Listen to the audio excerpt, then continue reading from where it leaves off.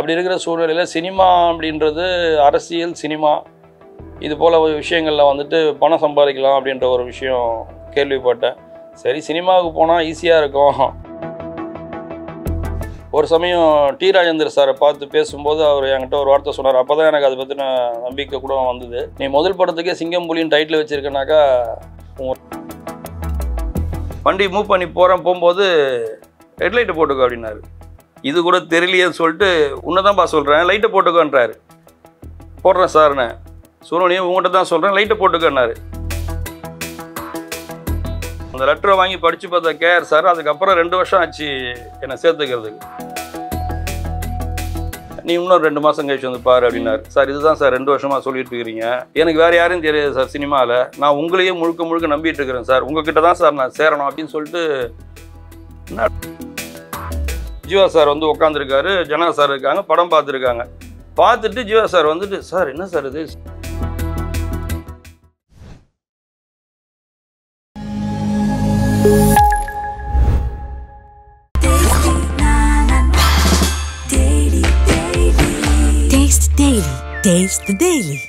irregular period என்னதான் பண்றது? உங்க பிரச்சனைகளை கட்டுப்படுத்த லயன் டேட் சிரப் தினமும் 2 ஸ்பூன்.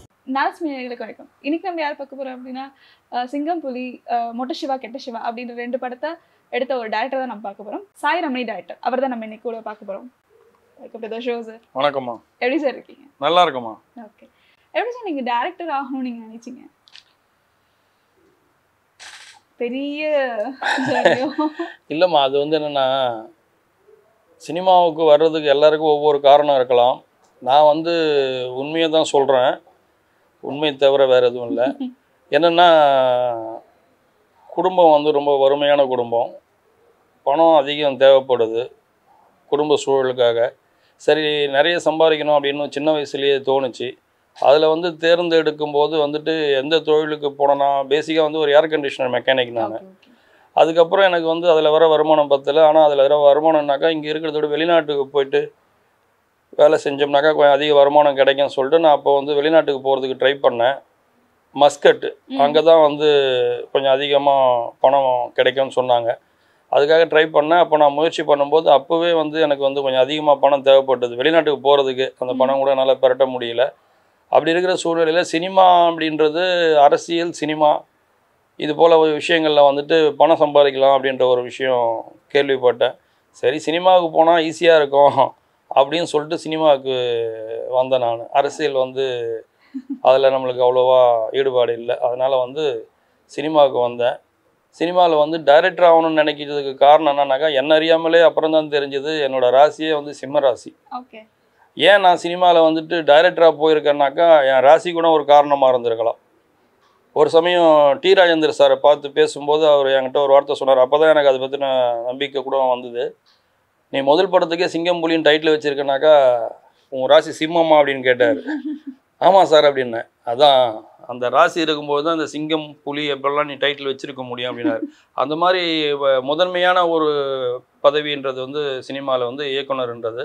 அந்த இயக்குனர் ஆகணும்னாக்கா எல்லாருமே நம்மளுக்கு கண்ட்ரோலாக இருப்பாங்க அப்படின்றதுனால குடும்பத்துலேயும் நான் வந்து பெரிய பிள்ளை, எல்லாமே என் பேச்சை கேட்குற அளவுக்கு இருக்கிறதுனால அது என்னவோ தெரியாமல் சினிமாவுக்கு வரும்போது நல்ல படங்கள் பண்ணணும், நிறைய சிந்தனைகள் இருக்குது உள்ளுக்குள்ளே. சரி அந்த மாதிரி விஷயங்கள் சொல்லணும்னு சொல்லிட்டு சினிமாவுக்கு வந்தேன். அதே சமயம் அதில் பணமும் கிடைக்குன்ற நம்பிக்கையில் சினிமாவை தேர்ந்தெடுத்தேன். ஓகே. ஸோ சினிமாவை தேர்ந்தெடுக்கும் போது நம்ம டேரக்டர் ஆகிறதுக்கு ஒரு கால அவகாசம் இருக்கும்ல சார். ஸோ அந்த கால அவகாசத்தில் நீங்கள் எப்படிலாம் வந்து கஷ்டப்பட்டீங்கன்னு ஒரு பாதை எப்படியுமே ஒரு சில பேருக்கு இருக்கும். நீங்கள் என்னெல்லாம் போராடினீங்க சார்? இல்லை என்னோடய போராட்டம் சினிமாவுக்கு வந்துட்டு ரொம்ப ஈஸியாக நான் வந்துடல. நான் வந்து ஒரு ஏர் கண்டிஷனர் மெக்கானிக்காக இருக்கும்போது என்னுடைய ஃப்ரெண்டு ஒருத்தர் வந்து அவருக்கு தான் ரொம்ப சினிமா ஆர்வம் இருந்தது. அவர் தான் வந்து சினிமா ஆர்டிஸ்டோட அந்த ஃபிலிம் டைரக்டர்லாம் வாங்கிக்கிட்டு அவங்களெல்லாம் ஃபாலோ பண்ணணும், அவங்கக்கிட்டலாம் பேசணும், டைரக்டர்லாம் சந்திக்கணும்னு சொல்லிட்டு அவர் தான் எனக்கு அதிகமாக மோட்டிவேட் பண்ணது. தீனதயாளன்ற என்னோடய நண்பர் தான். அவர் வந்து ஒரு கம்பெனியில் ஒர்க் பண்ணிட்டு இருந்தார். இது ஏர் கண்டிஷன் மெக்கானிக்காக இருக்கிற டைமில் அவர் வேறு கம்பெனியில் ஒர்க் பண்ணார். அவர் கம்பெனியில் ஒர்க் பண்ண பக்கத்தில் வந்து ஒரு படம் ப்ரொடக்ஷன் பண்ணுறாங்க, சினிமா எடுக்க போகிறாங்க அப்படின்ற தகவல் தெரிஞ்சுக்கிட்டு அவர் மூலியமாக போயிட்டு நான் என்ன பண்ணேன், சினிமா ஆசை இருந்தது உள்ளுக்குள்ளே. நான் போயிட்டு கேட்டேன். கேட்கும்போது அந்த டைரக்டர் வந்து அவர் பேர் வந்து சிங்கப்பூர் நாராயணன் சொல்லிட்டு கல்யாணம்னு ஒரு படம் அவங்க எடுத்துகிட்டு இருந்தாங்க. அந்த படத்தில் வந்து நளினி இருக்காங்கல்ல ஆர்டிஸ்ட், அவங்களுடைய தம்பி தான் ஹீரோ, வினோதினி ஹீரோயின், இளவரசி, நிழல் ரவி, நாசர் சார் எல்லாருமே அந்த படத்தில் நடிச்சிருந்தாங்க. அந்த சிங்கப்பூர் நாராயணன்றவர் தான் டைரக்டர் கம் ப்ரொடியூசர்.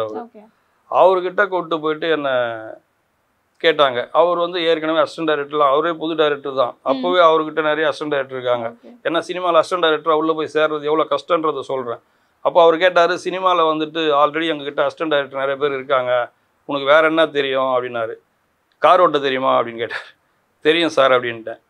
கார் ஓட்ட தெரியும்ன உடனே சரி வந்து நீங்கள் இந்த படத்தில் வேணால் நீங்கள் கார் ஓட்டுறதுக்கு வேணா வந்து ஜாயின் பண்ணிங்க அப்படின்னு சொன்னாங்க. எனக்கு என்னன்னாக்கா எப்படியாவது சினிமாக்குள்ளே வரணுன்ற ரொம்ப நாள் ஆசை வந்து இந்த படத்து மூலிமா ஏதோ சினிமா கம்பெனிக்குள்ளே கூப்பிட்றாங்களே அப்படின்னு சொல்லிட்டு நானும் ஓகே சார் அப்படின்ட்டேன். ஒரு பர்டிகுலர் டேயில் வந்துட்டு அடுத்த நாள் காலையில் படத்தோட பூஜை, சாங் ரெக்கார்டிங்கோட கோதண்டபாணி ரெக்கார்டிங் ஸ்டுடியோன்னு சொல்லிட்டு சாலிகிராமத்தில் இருக்குது. அங்கே வந்து போகணும் அப்படின்னும்போது என்கிட்ட வந்து மறுநாள் காலையில் வந்துடுங்க அப்படின்னு சொல்லிட்டு கார் சாவியை கொடுத்தாரு. காலையில் வந்து மியூசிக் டைரக்டரை பிக்கப் பண்ணிக்கிட்டு நான் வந்து கோதண்டபாணி ஸ்டுடியோவுக்கு கொண்டு போனோம். அப்போது என்கிட்ட கார் சாவியை கொடுத்துட்டாங்க. நான் காலையில் வந்துட்டு ஒரு 5 மணி இருக்கும் காலையில். கார் வந்து அப்போது ஃபியட் கார் இருந்தது. அந்த ஃபியட் கார் வந்து இருந்தது. அந்த கார் தான் சொல்லிட்டாங்க. சாவி எடுத்துகிட்டு வந்துட்டேன். சாவி எடுத்துகிட்டு வந்துட்டு டோரை திறந்துட்டேன். டோரை திறந்துட்டு உள்ளே உட்காந்துட்டு எனக்கு வந்து நான் வந்து கார் ஓட்டினது இல்லை, அதிகமாக டச் எடுத்துருக்கிறேன் அவ்வளோதான். ஆனால் சினிமா வாய்ப்புக்காக ஓட்ட தெரியுமானாக்கா அந்த இடத்துல தெரியாதுன்னு சொல்கிறத விட தெரியும் சொல்லிட்டேன். அவர் வந்து என்கிட்ட கார் சாவியை கொடுத்துட்டாரு. எடுத்துகிட்டு வந்து காரில் உட்காந்துட்டு நான் வழக்கமாக டச் எடுத்த கார் வந்து மாருதி 800, இது ஃபியட்டு.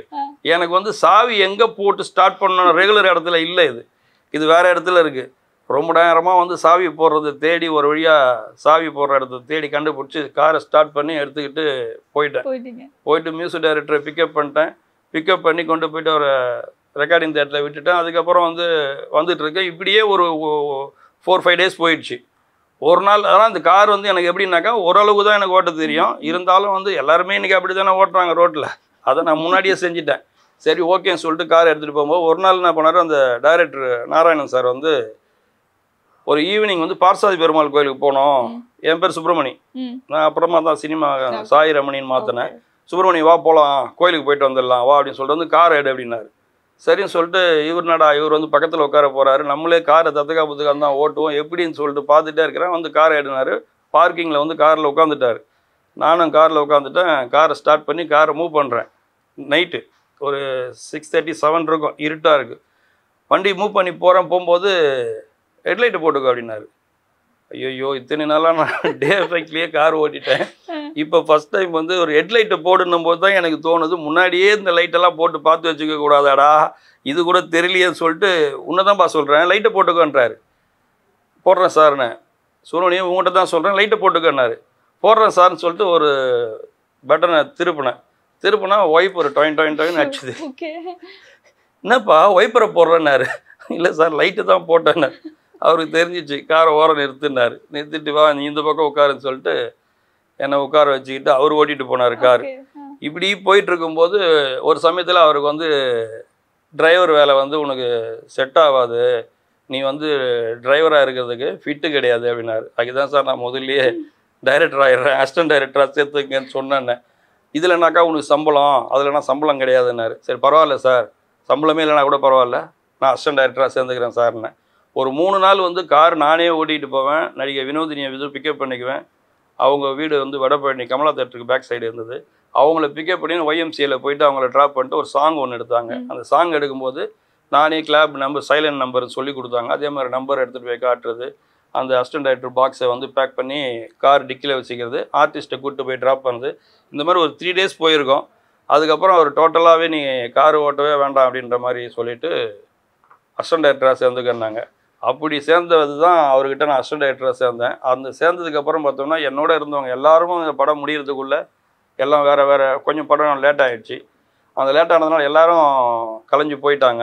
நான் மட்டும்தான் படம் ரிலீஸ் ஆகிற வரையிலையும் கூட இருந்து அந்த அவரோட நான் முழுக்க கூட இருந்து அந்த படத்தில் வந்து எல்லா வேலையும் எப்படி நான் கார் ஓட்டுறதுக்கு டச் எடுத்துகிட்டு வந்தேனோ அதே மாதிரி இந்த டைரக்ஷன் வேலையும் வந்துட்டு எல்லாமே நான் பக்கத்தில் இருக்கிறவங்க கிட்ட கேட்டு கேட்டு அந்த படத்துலேயே எனக்கு அந்த படம் முடிகிறதுக்குள்ளவே ஒரு முழு அசிஸ்டன்ட் டைரக்டராக ஆகிறதுக்கான தகுதி அந்த படத்தில் நான் வந்துட்டேன். Okay okay. இப்படி அசிஸ்டன்ட் டேரக்டர் இவ்வளோ பெரிய கதைகள் இருக்கும்போது டேரக்டர் ஆகிட்டு ஃபர்ஸ்ட் படமே ஜீவா சார், அதெல்லாம் எப்படி சார் நடந்துச்சு? ஆக்சுவலாக நான் வந்து கேஆர் சார்கிட்ட அதுக்கப்புறம் ஜாயின் பண்ணேன். நான் கேஆர் சார்கிட்ட ஜாயின் பண்ணும்போது அங்கே ஏற்கனவே வந்து ஒரு 8-10 பேர்கிட்ட இருந்தாங்க முன்னாடி. நான் தான் கடைசியாக போய் சேர்ந்த அசிஸ்டன்ட் டைரக்டர்.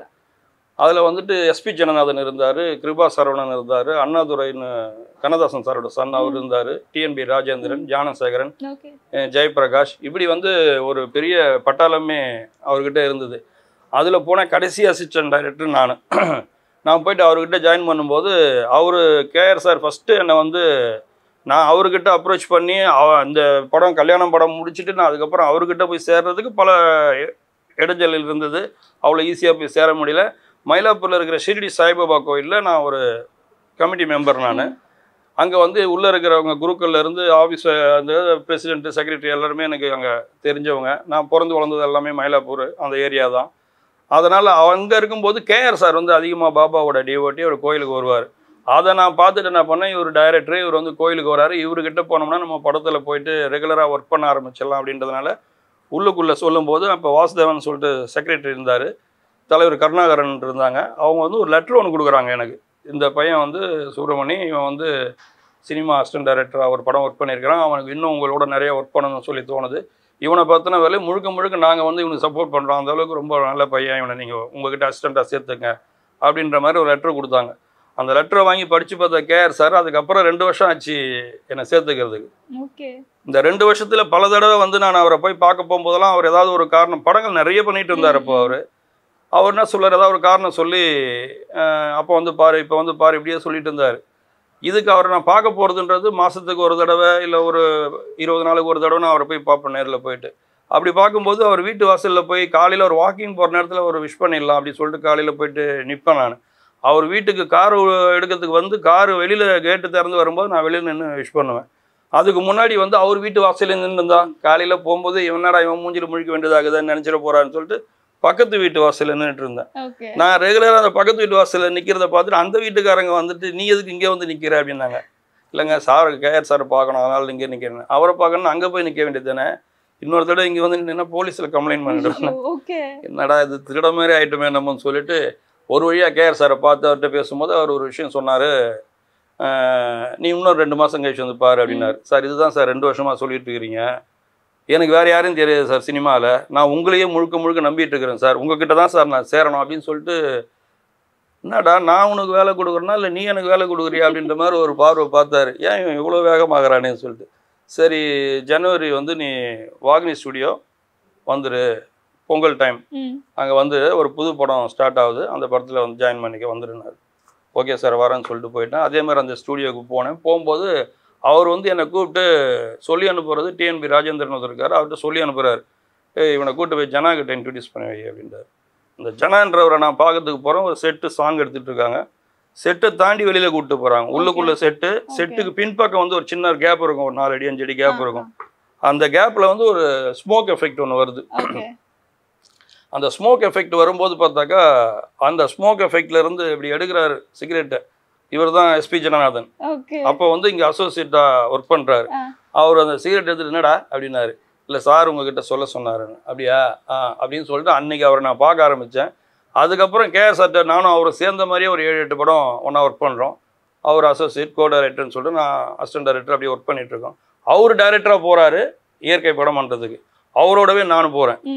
இயற்கை படம் முடியுது, அதுக்கப்புறம் வந்து படம் ஸ்டார்ட் ஆகுது. படத்தில் போயிட்டு நான் அவரோட ட்ராவல் பண்ணுறேன். படத்தில் ட்ராவல் பண்ணும்போது எனக்கு கொஞ்சம் நல்லா அவருக்கும் எனக்கு நல்ல பழக்கம் இருக்குது. நான் இவ்வளோ படம் ஒர்க் பண்ணிட்டேன். எனக்கு வந்து உண்மையை சொல்லலாம், எனக்கு ஒரு அண்ணன் மாதிரி அவர். எனக்கு அவர் இருந்ததும் மயிலாப்பூர், நான் இருந்ததும் மயிலாப்பூர். அதனால் வந்து கேஆர் சாரை பார்க்க வரும்போது ஷூட்டிங் போகும்போது 2 பேரும் சேர்ந்த மாதிரியே ட்ராவல் பண்ணுவோம். அவரோட டைரெக்ஷனில் நான் அசிஸ்டண்ட்டாக ஒர்க் பண்ண போனேன். அப்படி ஒர்க் பண்ண போகும்போது படம் ரொம்ப முக்கியமான ஒரு இடம் எனக்கு கொடுத்தது. எனக்கு அந்த படத்தில் வந்து வந்து ஒரு ஸ்லம்மில் இருக்கிற ஒரு பையன், அவன் தான் அப்படின்ட்டு. அந்த ஈயோட பாடி லாங்குவேஜ் வந்து இப்போ நான் பொதுவாக எனக்கு வந்து ஸ்லம்லேயே அங்கேயே சுற்றி வளர்ந்தது, சென்னை பாஷை இதெல்லாம் எனக்கு ரொம்ப ஈஸியாக வரும். இதெல்லாமே வந்து எனக்கு ஜீவா கிட்ட பேசுகிறதுக்கு ஒரு சீனை போயிட்டு நான் எக்ஸ்பிளைன் பண்ணி சொல்லும்போது என்னோட பாடி லாங்குவேஜ் ஆட்டிடியூடை வந்துட்டு ஜீவா கொஞ்சம் ஃபாலோ பண்ணுவார் அப்போவே. அது வந்து கரெக்டாக இருந்தது அவருக்கு. அந்த விஷயங்கள் வந்துட்டு ஜனா சார் வந்து எனக்கு சொல்லிடுவார், டே இந்த சீன் இப்படி, இதை போயிட்டு இப்படி சொல்லிடுன்னுவார். அதை நான் போய் சொல்லும்போது மட்டும் அந்த சீன் வந்து ரொம்ப பர்ஃபெக்டாக மேட்ச் ஆச்சு. அதேமாதிரி அந்த படத்தில் வந்து படம் எடுத்ததே படத்தில் மோர் தென் 80% வந்து ஏவிஎம் ஸ்டூடியோவில் தான். எனக்கு தெரிஞ்சு ஸ்டூடியோவில் வந்து, அதாவது ஸ்டூடியோனா ஸ்டூடியோக்குள்ளே வந்துட்டு ஃப்ளோருக்குள்ளே நடக்கல இது. அந்த ஸ்டூடியோவுக்கு பின்பக்கம் வேஸ்டேஜ்லாம் போட்டு வைக்கிற சில ஏரியாலாம் இருக்கும். அதுவும் ஒரு 2 ஸ்ட்ரீட் இருக்கும் ஏவிஎம்ல. சினிமாக்காக ஷூட் பண்ணக்கூடிய 2 ஸ்ட்ரீட் இருக்கும். அந்த ஸ்ட்ரீட்லேயே 80% படத்தை முடிச்சிட்டோம். அப்போ நான் வந்து ஜனா சார்கிட்ட கேட்டேன், சார் இந்த படத்துக்கு வந்து முழுக்க முழுக்க ஸ்டூடியோக்குள்ளே எடுத்த ஃபீல் வரக்கூடாதுன்னாக்கா ஒரு 2 நாள் அவுட்டோர் போகலாம் சார் அப்படின்னு. இல்லைடா அதெல்லாம் படம் போகிற ஸ்பீடில் தெரியாதுடான்னார். இல்லை சார் ஒரு 2 நாள் எனக்கு இது பண்ணால் நல்லாயிருக்கும் சார். என்ன பண்ண போகிறேன்னாரு. சீனிவாசபுரம் பட்டணம்பாக்கம், அதாவது பீச்சுக்கிட்ட போயிட்டு அங்கே உண்மையாலுமே வந்துட்டு இந்த மாதிரி ஸ்லம் ஏரியா ஹவுசிங் போர்டு அந்த இடத்துல போயிட்டு ஒரு 2 நாள் வந்து எந்தெந்த சீன்லாம் வந்து இந்த ஸ்ட்ரீட்டுக்குள்ளே வராங்களோ அதுக்கு முன்னாடி ஒரு ஏரியா அங்கேருந்து அப்படியே ட்ராவல் பண்ணுவாங்க. பின்னாடி பேக்ராப்பில் பீச்சு தெரியும். அதுக்கப்புறம் குடிசை இருக்கிற பகுதிக்குள்ளே வருவாங்க. அதுக்கப்புறம் தான் ஏவிஎம் செட்டுக்குள்ளே வருவாங்க. இப்போ ஏவிஎம் செட்டுக்குள்ளேருந்து ஒரு சந்து உள்ள பூந்து போனாங்கன்னாக்கா அந்த பக்கம் வந்து பீச்சு கிட்ட வருவாங்க. இப்படி சில இன்செட்டை மட்டும் நிறைய நோட் பண்ணிக்கிட்டு இதை மட்டும் 2 நாள் போய் அங்கே ஒர்க் பண்ணோம்னாக்கா நம்மளுக்கு முழுக்க முழுக்க வந்துட்டு இது அந்த லைவ் ஆகிடும் சார் அப்படின்னா. சரி ஓகேன்னு சொல்லிட்டு அந்த 2 நாள் லொக்கேஷனை நீயே போய் பாருனாரு. நான் போய் லொக்கேஷனை பார்த்தேன். பார்த்துட்டு வந்துட்டு சொன்னேன். அதே மாதிரி 2 நாள் அங்கே போய் நாங்கள் ஷூட் பண்ணோம். ஒரு சாங் கூட நாங்கள் அங்கே போய் பண்ணோம். அதுக்கப்புறம் இது எல்லாமே பார்க்கும்போது லைவாக இருக்கணும். படம் செட்டுக்குள்ளே எடுக்கிறோம் இல்லையா, அட்மாஸ்பியர் பேக்ரவுண்ட் அட்மாஸ்பியர் வந்து டோட்டலாக படத்துக்கு வந்து நான் தான் பார்த்துக்கிட்டேன். அந்த டிபார்ட்மெண்ட் என்னது அதை பார்த்துக்கும் போது என்ன ஆகுதுனாக்கா, ஒரு இட்லி கடை வச்சுருக்காங்கனாக்கா இட்லி தட்டை தூக்குனாங்கனாக்கா அதுக்குள்ளே இருந்து அப்படியே புகை வரும். இங்கே ஒரு டிரான்ஸ்ஃபார்மரில் வந்து ஏதோ ஃபால்ட்டு பார்த்துட்டு இருக்காங்கன்னா இங்கே 2 கேரக்டர் பேசிகிட்டு இருக்காங்கனாக்கா இவங்க பேசிக்கிட்டு இருக்கும்போது அங்கே வந்து ஒரு க்ளவுஸ் எடுத்து மாட்டுவாங்க, மேலே ஏறுவாங்க, டிரான்ஸ்ஃபார்மரில் ஏதோ பார்ப்பாங்க. இதெல்லாம் பார்க்கும்போது நான் என்ன சொன்னேன், ஒரு டெஸ்ட் லாம்ப் மாதிரி எடுத்துகிட்டு இருப்பாங்க, அப்படி வச்சு பார்த்தீங்கன்னா லைட் எரியுன்னு. இல்லை அதெல்லாம் லைட் எரியாது, மேலே வந்து அது பெரிய வேலை கனெக்ஷன்லாம் கொடுக்கணும்னு ஃபோட்டோ பிளேட்டில் சொல்லி டிபார்ட்மெண்ட் இருக்குது அவங்கக்கிட்ட சொல்லி மேலே கனெக்ஷன் கொடுக்க சொல்லுங்கன்னு சொல்லிட்டு கனெக்ஷன் கொடுத்து ஒயரை எடுத்துகிட்டு போய் வச்சு பார்த்தோம்னாக்கா பின்னாடி இது சீன் இல்லை, இங்கே வேறு சீன் நடந்துகிட்ருக்கோம். ஆனால் இங்கே போய் பார்த்தோம்னாக்கா லைட்டு டச் பண்ணி பார்ப்பாங்க, பார்த்தா லைட் எரியும். அது கேமராவுக்கு கரெக்டாக பார்க்கும்போது இந்த அட்மாஸ்பியர்லாம் வந்து உண்மையாலுமே ஒரு தெரு ஒரு ப்ராப்ளம். இப்போ திடீர்னு வந்து அந்த தெருவில் நடந்து வராமல் ஒரு பிரச்சனை நடக்குதுனாக்கா அங்கே ஒருத்தர் எண்ணெய் தேய்ச்சிருப்பார், எண்ணெய் தேய்ச்சிட்டு பல்லு தேய்ச்சிட்டு நின்றுட்டு இருப்பார் ரொம்ப நேரமாக. அதில் ஒரு பிரச்சனை என்னன்னாக்கா ஜூனியர் ஆர்டிஸ்டாக நடிக்கிறவங்களுக்கு அவங்களுக்கு வந்து ஆர்டிஸ்டாக நடிக்கிறதுக்கு ஒரு பேமெண்ட்டு, இந்த மாதிரி என்னெல்லாம் தேய்ச்சிக்கிட்டாங்கனாக்கா எக்ஸ்ட்ரா பேமெண்ட்டு தரணும்னாங்க. அப்போ தான் எனக்கு தெரியும், ஓ இவ்வளோ இருக்கா, நடிக்க சொன்னால் அட்மாஸ்பியர் சொன்னோம், ஆனால் அவங்க வந்து எண்ணெய் தேய்ச்சாக்கா வேறு பேமெண்ட்டுனாங்க. சரி சார் பரவாயில்ல நீங்கள் எண்ணெய் தேய்ச்சிக்கிங்கன்ட்டு அவர் எண்ணெய் தேய்ச்சி அந்த தெருவில் அந்த ஸ்லம்மில் இருக்கிற மாதிரியே இருப்பாங்க. திடீர்னு குப்பை தொட்டியில் வந்து இலையெல்லாம் எடுத்துகிட்டு வந்து ஒத்தமாக கொட்டுவாங்க. அதெல்லாம் இந்த மாதிரி நிறைய விஷயங்கள் வந்து படத்தில் பார்த்திங்கன்னா தெரியும். அது வந்து ஒரு செட்டுக்குள்ளே எடுத்த மாதிரி தெரியாமல் உண்மையாலுமே லைவாக எடுத்த மாதிரி தெரியும். எனக்கு ஆர்ட் டைரக்டர் செல்வகுமார் அந்த படத்தில் அறிமுகமானார். அவர் வந்து அவங்க அசிஸ்டண்ட்டுக்கிட்ட கூப்பிட்டு சொன்னார், நீங்களாம் வந்து படம் ஆர்ட் டைரக்டர் அசிஸ்டண்ட்டுக்கிட்ட சாய் பாரு இந்த படத்துக்கு வந்து பேக்ரவுண்ட் அட்மாஸ்பியருக்காக ப்ராப்பர்ட்டின்னு சொல்லிட்டு இவ்வளோ லிஸ்ட்டு போட்டு வச்சுருக்காரு, இந்த லிஸ்ட்டு ஒரு காப்பி நீங்கள் வாங்கி வச்சுக்கோங்க அப்படின்னா. ஏன்னா நம்ம வந்து அந்த படத்தில் இவ்வளோ வேலைகள் பண்ணோம். இதெல்லாம் எனக்கு எதுக்காக இவ்வளோ சொல்ல வரேன்னா, சிங்கம்புலி எப்படி கிடைச்சிதுன்னீங்கல்ல, இதை வந்து அவங்க வந்து ஒரு எடிட் ஷூட்டில் பார்க்குறாங்க. ஜீவா சார் வந்து உட்காந்துருக்காரு, ஜனா சார் இருக்காங்க, படம் பார்த்துருக்காங்க.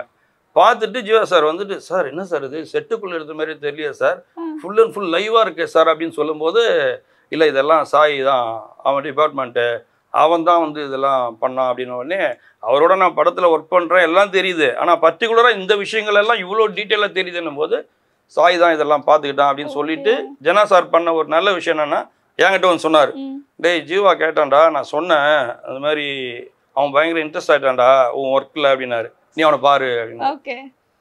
சரி ஒரு லீடு கொடுத்துட்டாரா. அதுக்கப்புறம் நான் பண்ணேன், நான் ஜீவா சாரை ஃபாலோ பண்ண ஆரம்பித்தேன். ஜீவா சாருக்கு என் மேலே ஒரு சின்ன ஒரு நல்ல ஒர்க்கர் இவன் அப்படின்ற ஒரு விஷயம். அப்புறம் நான் நிறைய அவர்கிட்ட கொஞ்சம் ஃப்ரீயாக பேசுவேன். இதெல்லாம் வச்சு பார்க்கும்போது சிங்கம்புலி கதையை வந்து நான் அவருக்கு சொன்னேன். அது வந்து ஒரு சுச்சுவேஷனில் சிங்கம்புலி படமாக உருவாச்சு. எனக்கு ஜீவா சார் ஹீரோவாக கிடைச்சாரு. Okay okay sir.